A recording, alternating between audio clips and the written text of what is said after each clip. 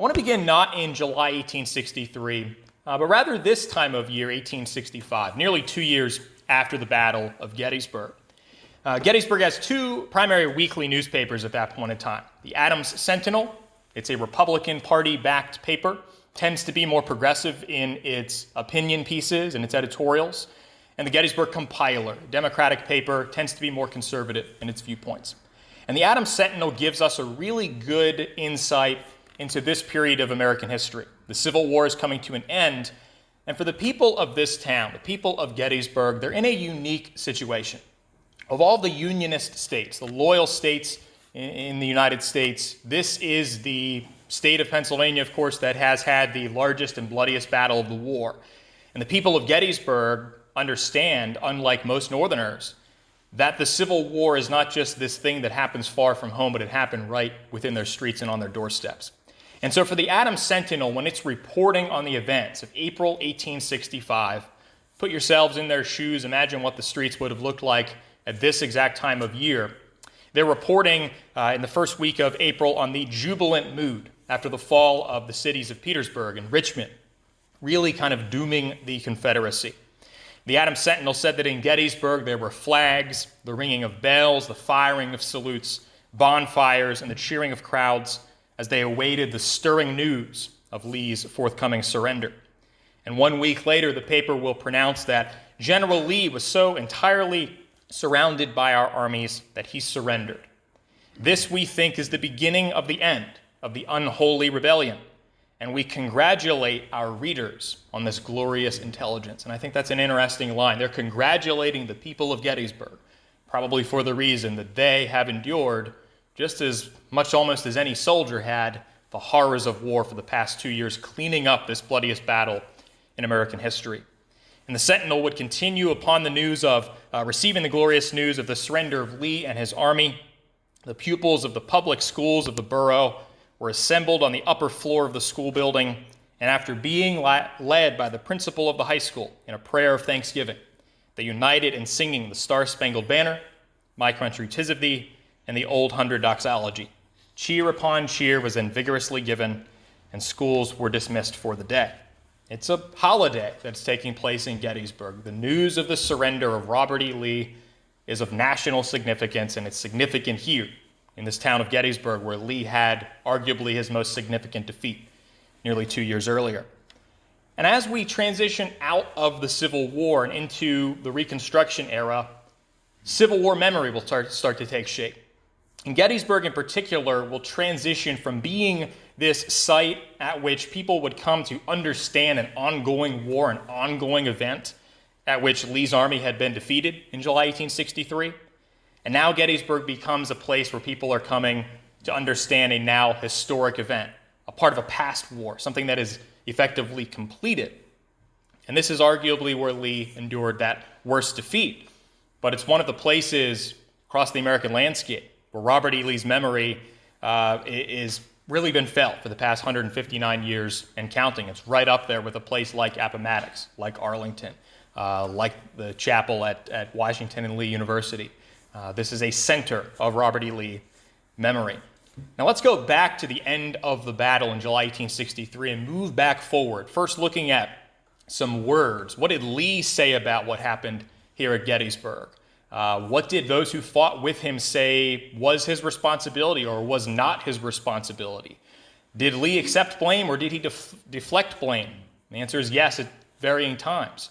I want to look at what did United States officers and soldiers, those who fought against Lee's army, what did they think about his role here at Gettysburg?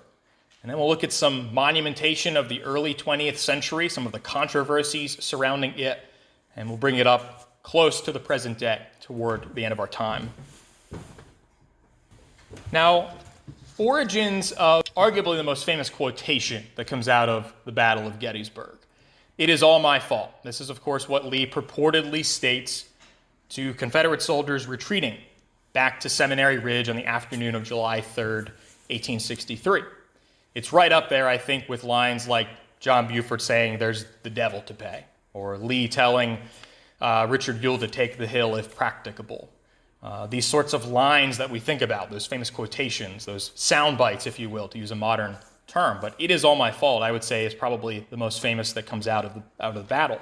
But what are its origins? Did Lee really say this? And according to whom, if he did? The earliest I believe we can trace this line goes to Arthur Fremantle, a British colonel, the British Coldstream Guards. He's observing Lee's army, one of these foreign observers that is here with the Confederate force. And he will publish in 1863, almost as contemporary an account as we can get, a famous little memoir called 3 Months in the Southern States, detailing his time with Lee's Army of Northern Virginia. And in part, Fremantle will say, the line that you see on the screen here, he talks about a moment that after the attack we best know today as Pickett's charge has been repulsed, Cadmus Wilcox, a Confederate general in command of a brigade of Alabamians, he says that Wilcox comes up to Lee and he explained, almost crying, the state of his brigade. And General Lee immediately shook hands with him and said cheerfully, "Never mind, General, all this has been my fault. It is I that have lost this fight, and you must help me out of it in the best way you can." Fremantle said that in this manner I saw General Lee encourage and reanimate his somewhat dispirited troops and magnanimously take upon his own shoulders the whole weight of the repulse. It was impossible to look at him or to listen to him without feeling the strongest admiration, and I never saw any man fail him except the man in the ditch. And so here you would believe that from this early account, Lee accepts all blame for the defeat at Gettysburg, and this comes from someone who is witnessing this conversation. But this line will morph over time. The best version of it we know today is, "It is all my fault." Here you can see the earliest iteration is Lee saying, "All this has been my fault. It is I that have lost this fight." Fremantle will quote Lee as having expressed similar sentiments to some other Confederate officers on the evening of July 3rd. And then I think where this line really takes shape into what we know it as today, "It is all my fault," comes from an historian named Edward Pollard, who in 1867 will write a book on Lee. And it is Pollard, maybe most famously, having coined the term "the lost cause," a term still used today, of course, to describe how Confederate forces, how Confederate veterans remembered the Civil War, a certain version of Civil War memory. Pollard is the one who coined that term in a book called "The Lost Cause." And he said that it was his understanding General Lee is reported to have replied, "Never mind, General, this is my fault, and you young men must come out of it," is how Lee was quoted in that account. James Longstreet, Lee's old war horse, his most trusted corps commander, his most famous corps commander here at Gettysburg, quoted Lee as saying, "It is all my fault," in his own memoir, From Manassas to Appomattox, published in 1896. And he and others would paraphrase this line as well in the years to come. Walter Taylor, a trusted aide of Lee, as chief of staff here at Gettysburg and beyond, he remembered in 1906, getting now further from the events of 1863, that when the troops that took part in the assault of the third day were returning to their lines, General Lee rode in their midst, calling upon them to reform and addressing General Pickett. So now we have this directed to another officer. It started with General Wilcox. Now it's to Pickett. "Get your men together, General. They did nobly. It is all my fault." And some would follow suit on this idea of the Confederate defeat being all Lee's fault. There would be some Confederate forces who blamed Lee in the years to come. This is an image, part of a collection of 10 paintings at Seminary Ridge Museum that were commissioned by famed military history artist Dale Gallen. And you can see Lee near the center talking to Longstreet and I believe Walter Taylor there near the Lutheran Seminary. Richard Ewell, Confederate Corps commander, would say that of July 1st, where Ewell would receive the brunt of criticism in the years to come for not attempting to pursue Cemetery Hill and Culp's Hill, Ewell blamed Lee. He said, "I know I have been blamed by many for not having pressed my advantage the first day at Gettysburg, but then I cannot see why I should be censured. General Lee came upon the ground before I could have possibly done anything, and after surveying the enemy's position, he did not deem it advisable to attack." So the buck stops with Lee, says Ewell. Lee is the highest ranking officer on this battlefield, and he's here for the second half of July 1st and beyond. Ewell is essentially saying, how can I be blamed for not using my discretion when the Army commander is not giving me a direct order? Of July 2nd, Arthur Fremantle, again the British colonel, he observed of Lee that throughout the roughly 7 hours of heavy combat on the evening and night of July 2nd, Lee only sent one message and only received one report. It is evidently his system to arrange the plan thoroughly with the three corps commanders and then leave to them the duty of modifying it and carrying out to the best of their abilities. This is a famous Lee method on battlefields, is delineating to other officers, to subordinate officers. And Fremantle basically says it didn't work at Gettysburg. Lee is not working with the higher command that he once had just a few months earlier, the likes of Stonewall Jackson. And on July 3rd, we'll have a wonderful account that comes to us from the Lutheran Seminary of an unidentified Confederate lieutenant. And there is a wounded soldier in the 2nd Wisconsin, part of the famous Iron Brigade, who is apparently in the cupola of the Lutheran Seminary looking to the south. And he says we could see elements of Pickett's division withering away. And there's a Confederate lieutenant serving as these Union soldiers' guard. And he says that this guard, upon seeing what is happening on Seminary Ridge as Confederate forces are being pursued back, he says this Confederate lieutenant, quote, like the pent-up thunders in the earth beneath, broke forth in a raging torrent of long-suppressed wrath. And this writer will say, imagine, readers, if you can, an enraged southern fire-eater pouring out volcanic clouds of vigorous and vehement volumes of profanity, calling Lee a fool, with all the profane adverbs and adjectives qualifying the word fool, for undertaking to dislodge General Meade, of course the Union commander, from that position over there. And he quotes this Confederate lieutenant. He says this man screams, he can't do it, talking about Lee, he can't do it, and he knows he can't do it, then why in the hell does he try to do it? And so here is apparently, as the battle is happening on July 3rd, a direct criticism of Lee. And Lee himself would continue to accept blame, at least in private correspondence by and large. So just a couple of examples. To his wife, Mary, on July 12th, just a week and change after the battle. He tells Mary, you will learn before this reaches you that our success at Gettysburg was not so great. I think that's putting it lightly. To his cousin, Margaret Stewart, on July 26th, God willed otherwise. The army did all it could. I fear I required of it impossibilities. To Confederate President Jefferson Davis at the end of July 31st, 1863, he tells President Davis that no blame can be attached to the army for its failure to accomplish what was projected by me. I am alone to blame, and perhaps expecting too much of its prowess and valor. But with the knowledge I then had, and in the circumstances I was then placed, I do not know what better course I could have pursued. And just a few days later, famously, August 8, 1863, Lee will write again to Jefferson Davis tendering his resignation, which is declined, saying, I have been prompted since my return from Pennsylvania to propose to your excellency the propriety of selecting another commander for this army. He would say many of the same things, accepting blame, recognizing that he alone was to credit or blame for the defeat here at Gettysburg. And Lee questions to Davis, how can I fulfill the expectations of others? Davis will decline this resignation, and Lee is disappointed in that. He'll write back to Davis on August 22nd, I confess I am disappointed at your determination, but since you have so directed, I shall not continue the subject. And so in private correspondence, Lee is accepting blame, things that the general public is not prone to see.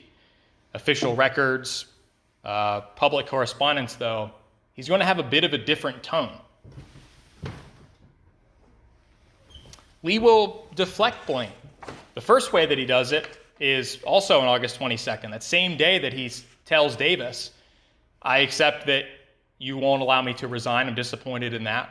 But let's press forward. He will offer an observance for a day of fasting, humiliation, and prayer, basically saying that defeat at Gettysburg must have been preordained by God, taking the blame off of his shoulders and saying that this is divine intervention that caused the Confederates to be defeated.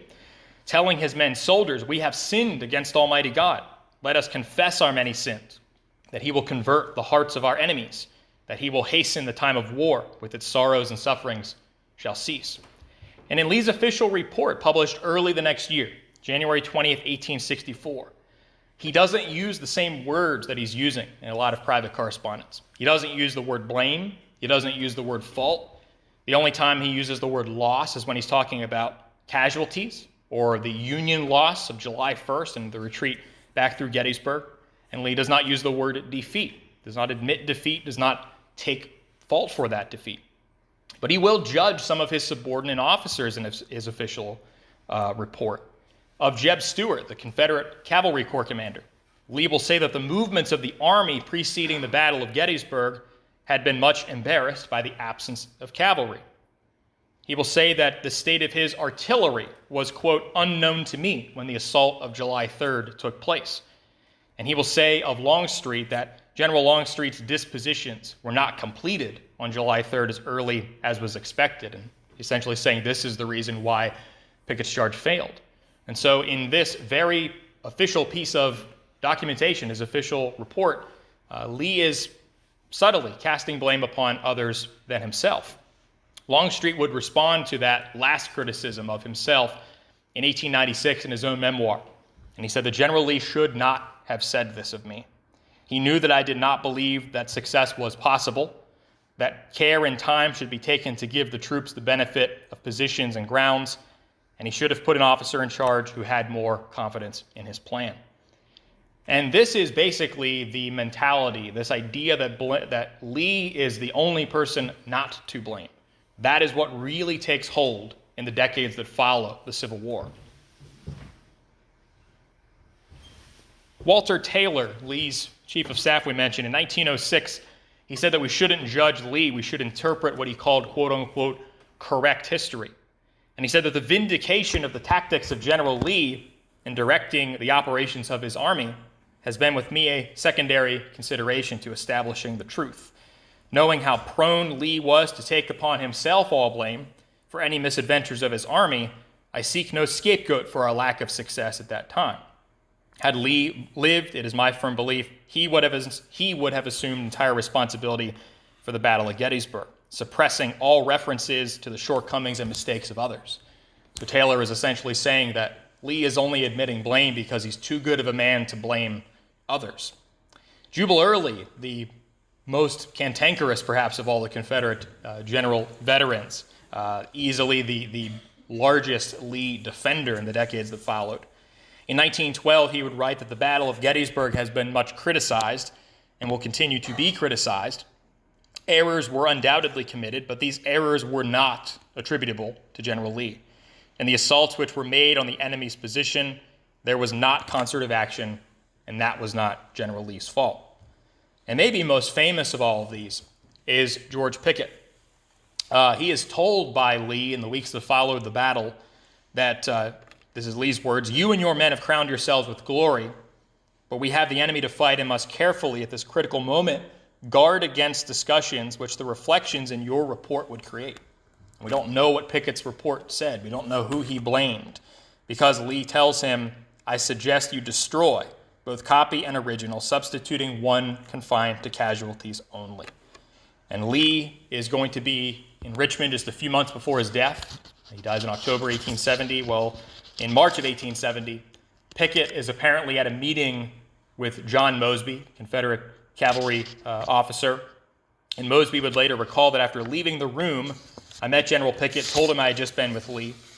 And Pickett remarked that if I would go with him, he would call and pay his respects to General Lee, but he did not want to be alone with him. So I went back with Pickett. The interview was cold and formal and evidently embarrassing to both Lee and Pickett. It was their only meeting after the war.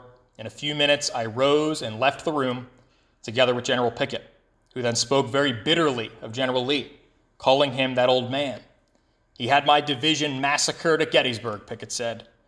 And Mosby claims that he responded to Pickett, "Well, George, it made you immortal." Confederate veterans, though, were not alone in speaking of Lee and his legacy at Gettysburg. Those who fought against him had a lot to say as well. The main way that they would do so is through their monument dedication speeches. Now, a brief note on the image that you're seeing here. I'm sure some of you are familiar with this moment. On July 3rd, after Pickett's charge has been repulsed, the man on your right side in front of these group of individuals is Brigadier General Alexander Hayes, in command of a division in the Federal Second Corps. He's going to garner a couple of captured Confederate flags, and with a couple of his aides is going to drag them across the field. And apparently Lee witnesses this from afar, according to Frederick Colston, who was an aide and the Confederate artillery. So Lee is witnessing this desecration of the Confederate battle flag. In the decades that follow, as best I can tell, we really see kind of three themes that pop up among Union veterans regarding Lee. One is that they look at him as a figure who inspired fear in the Northern people, but in turn that made them even more defensive. We can look at one man, Captain Joseph Matchett of the 46th Pennsylvania, who said, "Lee determined to invade the soil of the Keystone State to carry devastation to our homes and firesides with the threat of this traitorous band." And so fear is what he inspired. But M.D. Hardin of the 41st Pennsylvania said that when his comrades heard that Lee threatened to invade, the feeling of the command from drummer boy to chaplain was to take another turn at the Johnny Rebs, to go in for a fight if Lee's army went as far north as Pennsylvania. And so we can see there, Lee is this fearful figure who inspires confidence and defensiveness in Union veterans. Others would look at Lee as a flawed figure who misled the enemy army. A Sergeant H. Hatchegall of the 75th Pennsylvania said that Robert E. Lee struggled to deal a death blow at the free institutions of the American Republic. Charles Hatch of the 53rd Pennsylvania said that the United States Army of the Potomac dealt the Confederate Army, commanded by General Lee, its final blow, one it never recovered from. And St. Clair Mulholland of the 116th Pennsylvania said that at Gettysburg, the United States had met and repulsed the final assault on which Lee's all was staked and won the battle that was the death blow to the rebellion. And as time went on, an increasing third section of Union soldiers, category of Union soldiers and their views on Lee, would be those who viewed him as a traitor in charge of a treasonous army. We'll see lines like Eli Torrance of the 38th Pennsylvania, who said that upon this loyal soil, the defiant army of treason under General Lee was defeated. Colonel James Latta of the 119th Pennsylvania said that Lee's people have the town of Gettysburg. He's talking about the situation during the battle. And our lines will be established on Cemetery Ridge, which shall determine whether Pennsylvania, the deadly enemy of treason, will permit her soil to be polluted by these armed, rebellious hordes commanded by Lee. And so we will see this vitriolic rhetoric going on for decades after the battle, people saying, Union veterans saying, Lee represents all that is bad about what we can remember about the Battle of Gettysburg. Now, Lee will be invited to return in 1869, which is the first attempt at a blue-gray reunion. And I say attempt because only 3 Confederate veterans showed up, as best I can tell. Several dozen Union veterans. And this is limited only to officers, so not to enlisted soldiers. 96 officers were invited. I found that at least 65 were here. And as I mentioned, only 3 Confederates. And Lee is going to respond famously in the excerpt that you can see in his handwriting up here, telling the folks who invited him from the Gettysburg Battlefield Memorial Association, "I believe if there I could not add anything material to the information existing on the subject." Basically, they're looking for officers to attend because they want to erect markers around the battlefield. They want to erect objective interpretations of the battlefield from officers of both armies. And then this very famous line from Lee, "I think it wiser, moreover, not to keep open the sores of war, but to follow the examples of those nations who endeavored to obliterate the marks of civil strife and to commit to oblivion the feelings it engendered." Lee essentially saying, I don't think we should go to Gettysburg. I don't think we should commemorate the battlefield in the way that the Battlefield Memorial Association wants to do so. Some locals will take offense to Lee's denial. Gettysburg's Star and Sentinel, a weekly paper in the post-Civil War era, would say that the Lees, both Robert and his son Fitzhugh, in their attempt to snub the Memorial Association, have expressed the opinion that its objects are not in good taste, and that instead of erecting memorials on the battlefield, it would be better to forget the past. They say that what Lee should come away with is the fact that instead of a perpetual memorial to the heroism of the Union Army, the loyalty of the American people, and the discomfiture of treason and rebellion. Basically, they say if Lee doesn't want to come, fine, we'll interpret the battlefield the way that we want to, as a place of Union veterans, not as a place to commemorate treason and rebellion, as the paper said. And some Union veterans will be disappointed that Lee is not here, that more Confederates are not here. And though it takes a little while, by the turn of the 20th century, by 1903, there are going to be efforts in place to erect a statue of Lee paid for by the Commonwealth of Pennsylvania. But of course it will fail. The Virginia Memorial that's out on Seminary Ridge today, which we'll talk about in just a moment, is erected in 1917. But in 1903, there is going to be this controversial plan put forth to the Pennsylvania State Legislature by Alexander McClure, who had been the former Assistant Adjutant General of the United States during the Civil War, during the Lincoln administration. He has some anti-slavery beliefs. He's an ardent anti-Confederate. He's a surprising figure 40 years after the battle, 38 years after the Civil War, to propose that there be a statue of Lee on the Gettysburg battlefield. And his plan was that the Pennsylvania governor, the Adjutant General of Pennsylvania, and, quote, 5 additional persons who were soldiers in the Union Army would work with a Virginia commission of similar figures to have executed in the best style of art a bronze equestrian statue of General Robert E. Lee and have it permanently erected at such point on Seminary Ridge, as may be deemed best suited to the purpose. They proposed $20,000 as an appropriation from the Commonwealth, the modern equivalent of about $630,000. And it's favored by some reconciliationists, but it generally receives immediate criticism, especially from Union veterans. One newspaper said that the chances for its passage are small, and indeed they were. The Griffin Post of the Grand Army of the Republic in Scranton, Pennsylvania, said, "We emphatically protest against a high tribute of honor to one who proved false to the flag of his country. On the field of Gettysburg, Lee was defeated in one of the great battles of the Civil War by the loyal defenders of the governor." And they question, would this be a dishonor to those who gave their lives in sacrifice to prevent Lee and his cohorts from accomplishing their disloyal purpose? Another veteran would say that, could anything be more logically absurd or more ethically ridiculous? They compare a statue of Lee to a monument of Benedict Arnold or to John Wilkes Booth at Ford's Theater.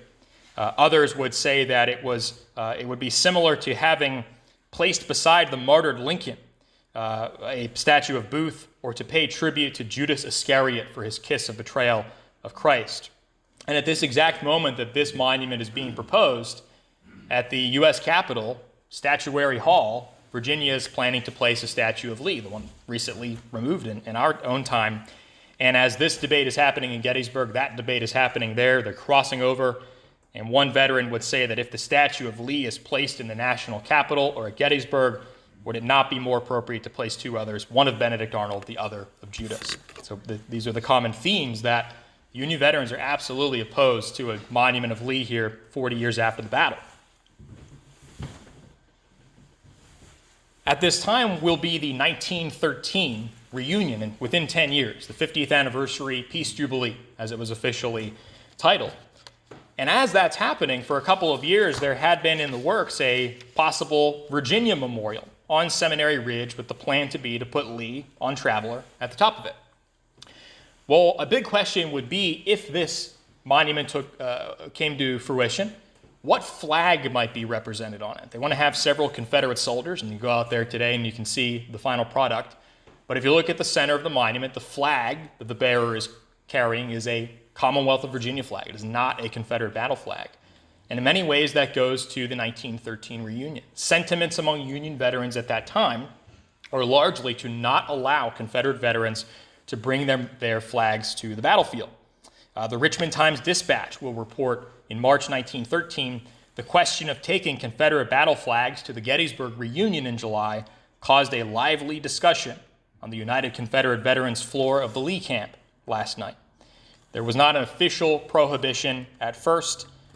A lot of Union veterans petitioned that there would be. Ultimately, there is a compromise which stated that there is nothing to prevent the wearers of gray, the Confederate veterans, from bringing their battle flags. However, the flag of the Confederacy cannot be used in any official decorations over which the National Gettysburg Commission has control.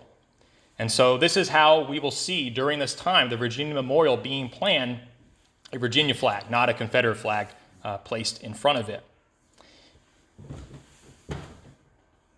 Now, the Virginia Memorial will come to fruition. Keep kicking my water here. In 1917, 4 years after the base had been erected and dedicated at the 1913 reunion. There will be a cost of $50,000, about $1.5 million today, completed in early spring 1916 by sculptor Frederick William Sievers, who took life masks of Lee, photographs of Lee to sculpt the image of Lee at the top, and also examined the skeletal remains of Traveler to get Traveler's his figure correct. At the dedication on June 8, 1917, Virginia Governor Henry Carter Stewart, who was Jeb Stuart's nephew, he said that until the eternal morning of the final reunion of the quick and dead, the life of Robert E. Lee shall be a message to thrill and uplift the heart of all mankind. So it's a very optimistic message regarding Lee, is that initial one from the Virginia governor. But the keynote speaker that day takes a different tone. Lee Robinson, who is a Confederate veteran of the Richmond Howitzers, which was on Seminary Ridge near the Lutheran Seminary during the battle. And he goes into a really dark place in his dedication speech when he talks about what Lee means at Gettysburg and what Lee meant to the Confederate cause. He delivers a 30-page speech. It's quite lengthy. And he says in part that it is my cherished faith, that which is true of Lee is true of the cause we served. Talks specifically about what he thought was the Confederate cause, what he personally fought for, and by extension, what his former commander, what Robert E. Lee was fighting for. He talks about the failure of Gettysburg, and he says that Lee was a witness to it. He says, though, that essentially no other officer could have carried this army forth. It would have been defeated on the spot. The war would have been over. But Lee's actions in the aftermath of the battle, saying all this has been my fault, were much to his credit. But then from there is when Robinson goes on to talk about the Confederate cause, which he said was the true cause of General Lee. He says in part that the noble way for one race to conquer another is by the development of higher modes of existence, and so the South conquered Africans. Southern slavery will hold up to the noblest melioration of an inferior race of which history can take note. He described the Confederate government as one of a race, he talked about the African Americans as a race incapable of self-government, for a greater cause to the Confederate government than to the governors. Southern master gave to Southern slave more than slave gave to master. This slavery was the school to redeem from the sloth of centuries. And he said then that black Americans had been lifted from the hell of the unfit, for the only freedom they sought was freedom from work, while the only freedom they deserved was freedom to rot. He says this was the cause that Lee represented at Gettysburg. This was the cause that we represented as Confederate veterans. It goes in a very different direction than most monument dedication speeches upon this and other battlefields. It's not entirely separate from some of Lee's pre-Civil War thoughts. In 1856, he famously wrote that slavery was a greater evil to the white man than the black race, saying the blacks are immeasurably better off here in Africa than in Africa. The painful discipline they are undergoing in slavery is necessary for their instruction as a race, and I hope will prepare and lead to better things. And so here we see consequences of the Civil War melding together in that Virginia Memorial out on Seminary Ridge. This is how the hand-selected keynote speaker, a veteran of Lee's own army, wanted his commander to be remembered at the dedication of his Gettysburg monument. With just the few minutes we have left, a couple of images. I want to talk about kind of Lee in popular culture, some images. Here you can see the dedication of the Virginia Memorial, June of 1917. And in the more modern times, we have arguably the most influential depictions of Lee, both in the form of Michael Shara's Pulitzer Prize-winning 1970s novel, The Killer Angels, which promotes Lee as this stoic individual.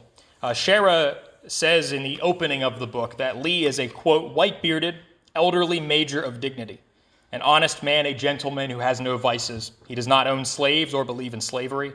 He is a man in control. He does not lose his temper nor his faith.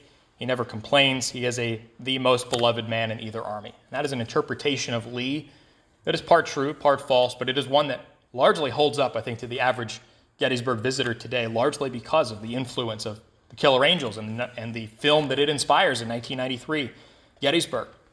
Ironically, I would say that despite the book and the movie's depiction of Lee as the great hero of Gettysburg, or a great hero of Gettysburg, it equally promotes James Longstreet and his views on the battle as vindicated.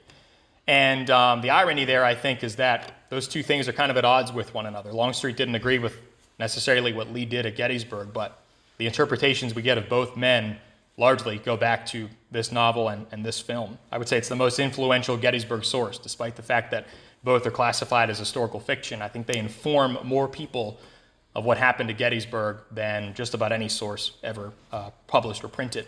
And the last real thing that I want to mention here are Lee in print art. This is something that's worthy of any of these subjects are worthy of their own presentation, but really what we see in the early 20th century, a lot of watercolors, a lot of postcards like both of those that you see here depict Lee, usually with traveler, influential images of his headquarters at the Mary Thompson House, up through more modern pieces. These are both by Dale Gowan depicting Lee and Longstreet in front of the Lutheran Seminary, as well as Lee on the night of July 3rd. "It's a sad day to us" is the line that is purportedly mentioned here in the title of that painting. And it influences a lot of our modern interpretation, including Lee's headquarters. I don't know of any other battlefield in American history, maybe even world history, where we debate so much where a specific officer's headquarters were than here at Gettysburg regarding Lee's. There's a continual publication of new Civil War books. Gettysburg typically leads the way among those tactical military studies. Authors, historians, public interpreters continue to provide an analysis of Lee's generalship here at Gettysburg and his place within the Gettysburg story overall in American military history at an even bigger picture. And preservation of places like the Mary Thompson House through organizations like the American Battlefield Trust, they provide us with quote-unquote new places. Of course, they are not new themselves, but new places where we can bring nuance and context and talk a bit more about Lee, the places he was, how he impacted and has been impacted by the Gettysburg story. I'll give the final word to Lee himself, because however genuine we think he might have been, disingenuous he might have been in his own assessments of Gettysburg, or how fairly or unfairly any of us might think he's been treated in the nearly 160 years since, his significance, for better or worse, on the Gettysburg story is undeniable. And as the commander of the Army of Northern Virginia, in its efforts to further the Confederate war effort, Lee had one of the most substantial fighting forces to have ever fought against United States soldiers on any battlefield in American history. Here in one of the landmark moments in American military history at Gettysburg. And so what exactly happened on those 3 days in July regarding Lee is almost secondary in importance to how we remember it. I hope I've cast a bit of light upon how we look at Lee and why it's important to consider the ways that we think about him. Lee's legacy is undeniably, I would say, the most investigated of any officer on this battlefield, and yet he's easily the most controversial. He is the most polarizing. Some might say the most misunderstood officer here at Gettysburg. And if our current iteration over the past several years of our national, ongoing, cyclical fascination with debating Civil War memory has shown us anything, it's that we must engage in these important duties of research, of constructive discussions, of responsible interpretation, and attempting to thoroughly understand the past together in civil ways, even and especially if it means reframing old interpretations based on outdated evidence. So now I'll give Lee the final word. This passage tells us of his thoughts in the post-war years on the importance of revisiting his role at Gettysburg. This was something he didn't speak about a whole lot after the Civil War. He only lives, of course, for another 5 years after the conflict, 7 years after the battle. But in 1868, he writes a letter to a William McDonald, who was a Confederate veteran and an historian. And it was one of the few times that Lee spoke in these terms of Gettysburg and the Gettysburg campaign. I think it's a fitting way to conclude. Lee said that as to the Battle of Gettysburg, I must again refer you to the official accounts. Its loss, meaning the battle, was occasioned by a combination of circumstances. The battle was commenced in the absence of correct intelligence. It was continued in the effort to overcome the difficulties by which we were surrounded. and it would have been gained could one determined and united blow have been delivered by our whole line. As it was, victory trembled in the balance for 3 days. And those 3 days have now, of course, lasted for more than 160 years. This is just one more chapter in how we can think about what happened when truly victory did tremble for these armies in July 1863. Thank you all.